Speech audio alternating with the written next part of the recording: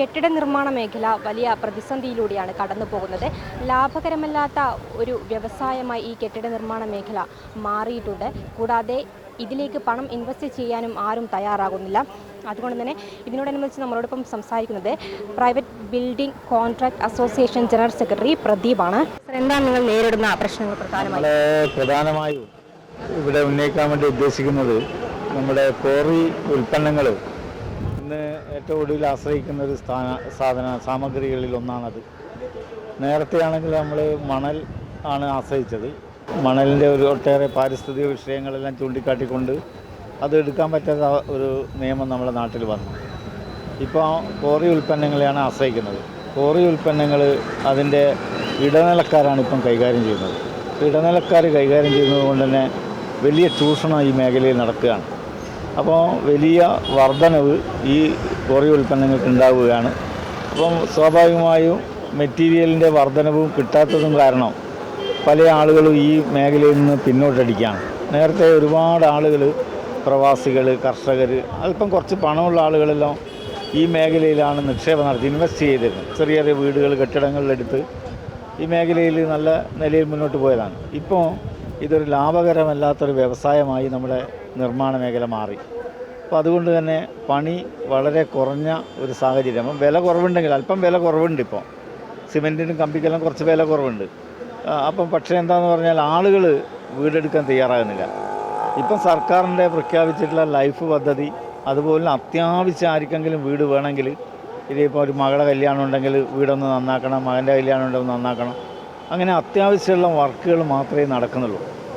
അപ്പോൾ ഈ സ്ഥിതിയാണ് നമുക്ക് നമ്മുടെ രാജ്യത്ത് 1990-കൾക്ക് ശേഷം ഇങ്ങോട്ട് പരമ്പരാഗത വ്യവസായ തൊഴിൽ മേഖലകളെല്ലാം ഇങ്ങനെയാണ് തകർന്നു പോയിട്ടുള്ളത്. അപ്പോൾ അതിൻ്റെ ഒരു ശ്രദ്ധ ഇങ്ങനെ നമ്മുടെ നിർമ്മാണ മേഖലയും പരമ്പരാഗത വ്യാവസായിക മേഖലകൾ തകർന്ന പോലെ തന്നെ നമ്മുടെ നിർമ്മാണ മേഖലയും തകർന്നു പോകുമെന്നുള്ള സൂചനയാണ് സർക്കാരിന് മുന്നിൽ വെക്കുന്നത്. അപ്പോൾ ഇതെല്ലാം ഇടപെട്ട് കഴിഞ്ഞാൽ കുറേ പരിഹരിക്കാൻ വേണ്ടി കഴിയും. ഇപ്പോൾ മണൽ വാരിയാൽ നമുക്ക് പരിസ്ഥിതിക്ക് വലിയ ദോഷമില്ലാത്ത രീതിയിൽ ഒരു പരിസ്ഥിതി സൗഹൃദ നിർമ്മാണ രീതിയെ നമുക്ക് മുന്നോട്ട് കൊണ്ടുപോകാൻ വേണ്ടി കഴിയും. അപ്പോൾ സർക്കാരിന് വിചാരിച്ചാൽ കഴിയും. അതിൽ കുറച്ച് കേന്ദ്ര നിയമങ്ങളെല്ലാം തടസ്സമായി നിൽക്കുന്നുണ്ട്. കേന്ദ്രത്തിൻ്റെ ബഹുമാനപ്പെട്ട കോടതിയുടെ നിർദ്ദേശം എന്ന് പറഞ്ഞാൽ വിധി ഉണ്ടായിട്ടുള്ളത് ഒരു ഉത്തരേന്ത്യൻ സ്റ്റൈലിലുള്ള വിധിയാണ്. ഉത്തരേന്ത്യയിൽ നമുക്കറിയാം ഈ പുഴയിൽ നിന്ന് മുകളിൽ ഉയർന്നു നിൽക്കുന്നതാണ് മണൽ. പക്ഷേ കേരളത്തിൽ അങ്ങനെയല്ല. നമുക്ക് മഴ കൂടുതൽ ലഭിക്കുന്ന സംസ്ഥാനമാണ്. അതുകൊണ്ട് തന്നെ മണൽ വെള്ളത്തിനടിയിലാണുള്ളത്. കേന്ദ്ര നിയമം എന്ന് പറയുന്നത് വെള്ളത്തിന് മുകളിലുള്ള മണലെടുക്കാമെന്നില്ല. അങ്ങനെ വെച്ചാൽ നമുക്ക് കേരളത്തിൽ മണലെടുക്കാൻ വേണ്ടി പറ്റില്ല. ആ നിയമം നടപ്പിലായാൽ നമുക്ക് കേരളത്തിലെടുക്കാൻ പറ്റും. കാരണം നമ്മൾ എല്ലാ 44 നദികളിലും മണലുള്ളത് വെള്ളത്തിനടിയിലാണ്. അപ്പോൾ ഇങ്ങനെയുള്ള കേന്ദ്ര നിയമങ്ങളും ഇതിൽ തടസ്സമായിട്ടുണ്ട്. പിന്നെ ഈ മേഖലയിൽ ജോലിയെടുക്കുന്ന കരാറുകാരെ സംബന്ധിച്ചിടത്തോളം വലിയ ബുദ്ധിമുട്ട് ഈ മേഖലയിലെ കരാറുകാരും തൊഴിലാളികൾ അനുഭവിക്കുകയാണ്.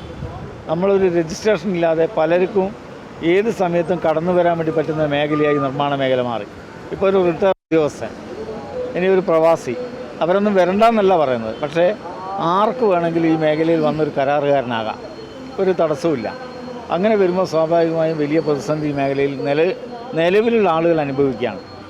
അപ്പോൾ അതുകൊണ്ട് നമ്മൾ 2011 മുതൽ സർക്കാരിനോട് ആവശ്യപ്പെടുകയാണ്, നമുക്കൊരു അംഗീകാര സർട്ടിഫിക്കറ്റ് വേണം. ഈ മേഖലയിൽ ജോലി ചെയ്യുന്നവർ ലൈസൻസ് ഉള്ളവരായാൽ അതാരായാലും കുഴപ്പമില്ല, എല്ലാവരും വരുന്നവർക്കെല്ലാം കൊടുക്കുക.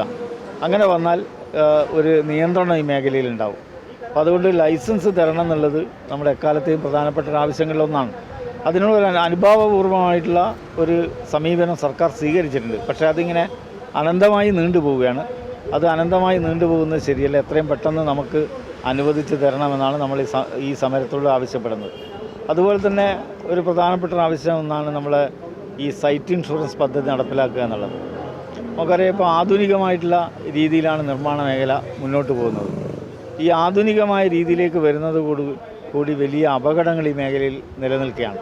ഇപ്പോൾ നമ്മുടെ ഇതര സംസ്ഥാന തൊഴിലാളികളായാലും നാട്ടിലെ തൊഴിലാളികളായാലും ഒരു സൈറ്റിൽ നിന്നൊരു അപകടം പറ്റിയാൽ അതിൻ്റെ പൂർണ്ണ ഉത്തരവാദിത്വം കരാറുകാരനാണ്. അവരെ സാധാരണ ജീവിതത്തിലേക്ക് തിരിച്ചു കൊണ്ടുവരുന്നത് വരെ അതിൻ്റെ ഉത്തരവാദിത്വം ഏറ്റെടുക്കേണ്ടി വരുന്നത് ഇപ്പം കരാറുകാരാണ്. ഒരു ഉദാഹരണത്തിന് കുറേ സംഭവങ്ങൾ നടക്കുന്നുണ്ട്. അതിഥി തൊഴിലാളികൾ ചിലപ്പം മരണപ്പെടുന്നവരെ ദൗർഭാഗ്യകരമായ സംഭവങ്ങൾ ഉണ്ടാകുന്നുണ്ട്.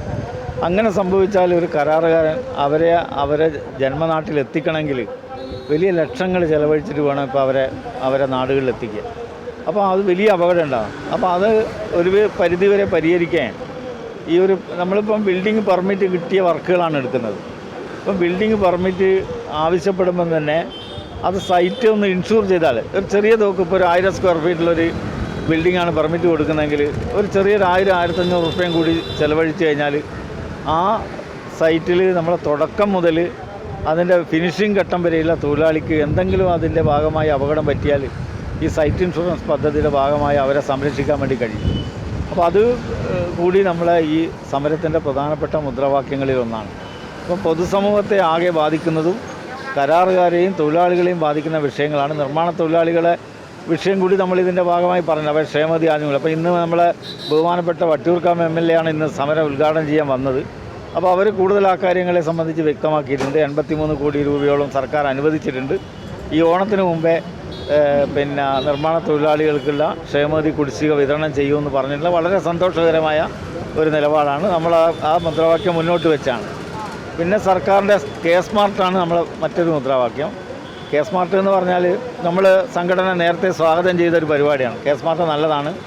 ഈ മേഖലയിൽ നിലനിൽക്കുന്ന അഴിമതി ഇല്ലാതാക്കാൻ ഈ K-സ്മാർട്ട് വഴി കഴിയുമെന്നുള്ളതാണ് നമ്മൾ വിലയിരുത്തിയിട്ടുള്ളത്. പക്ഷേ ഇപ്പോൾ അതിൻ്റെ പല സാങ്കേതികത്വങ്ങൾ കൊണ്ട് ഒരു പ്ലാനിന് അപേക്ഷിച്ചാൽ ഒരു 2-3 മാസം വരെ കാത്തു നിൽക്കേണ്ട ഒരവസ്ഥ വരുന്നുണ്ട്. അത് ഇപ്പോഴത്തെ സാഹചര്യത്തിൽ, പണി കുറഞ്ഞ സാഹചര്യത്തിൽ പ്ലാനും കൂടി കിട്ടാത്തൊരു സാഹചര്യം വരുമ്പോൾ അതിൻ്റെ കാഠിന്യം വർദ്ധിക്കുന്നുണ്ട്. അപ്പോൾ അതുകൊണ്ട് K-സ്മാർട്ട് കുറ്റമറ്റ രീതിയിൽ നടപ്പിലാക്കണം എന്നുള്ളൊരാവശ്യം കൂടി നമ്മൾ ഈ സമരത്തിൻ്റെ ഭാഗമായി മുന്നോട്ട് വെക്കുന്നുണ്ട്. ഇത്രയും പ്രധാനപ്പെട്ട കാര്യങ്ങളാണുള്ളത്. എന്തായാലും കരാറുകാരും അതുപോലെ തൊഴിലാളികളും വലിയ പ്രതിസന്ധിയിലൂടെയാണ് കടന്നു പോകുന്നത്. ഇവരോട് സംസാരിച്ചപ്പോൾ തന്നെ നമുക്ക് മനസ്സിലായ കാര്യങ്ങളൊക്കെ തന്നെയാണത്. സർക്കാർ ഇതിലൊരു നടപടി സ്വീകരിക്കണം. ഇവർക്ക് ജോലിക്ക് പോകാതെ ഈ സെക്രട്ടേറിയറ്റിന് മുന്നിൽ സമരം ചെയ്യുന്ന ഒരു അവസ്ഥയിലേക്ക് എത്തിയിട്ടുണ്ട്. സർക്കാരുടെ ഭവന പദ്ധതിയുമായി ബന്ധപ്പെട്ട ലൈഫ് ഭവന പദ്ധതിയുമായി ബന്ധപ്പെട്ട വീട് നിർമ്മാണങ്ങൾ മാത്രമാണ് ഇപ്പോൾ നടക്കുന്നത്. അതുകൊണ്ട് തന്നെ വലിയ പ്രതിസന്ധിയിലൂടെ കടന്നു പോകുന്നുണ്ട്. ഇത് എത്രയും പെട്ടെന്ന് തന്നെ ഇവർക്ക് നടപടി സ്വീകരിക്കണം. കൂടാതെ പെൻഷൻ കുടിശ്ശിക ഒക്കെ തന്നെ മുടങ്ങിക്കിടക്കുന്ന ഒരു അവസ്ഥയിലേക്കും എത്തിയിട്ടുണ്ട്. ക്യാമറാമാൻ അനിൽകുമാറിനൊപ്പം അനശ്വര, MBC ന്യൂസ്, തിരുവനന്തപുരം.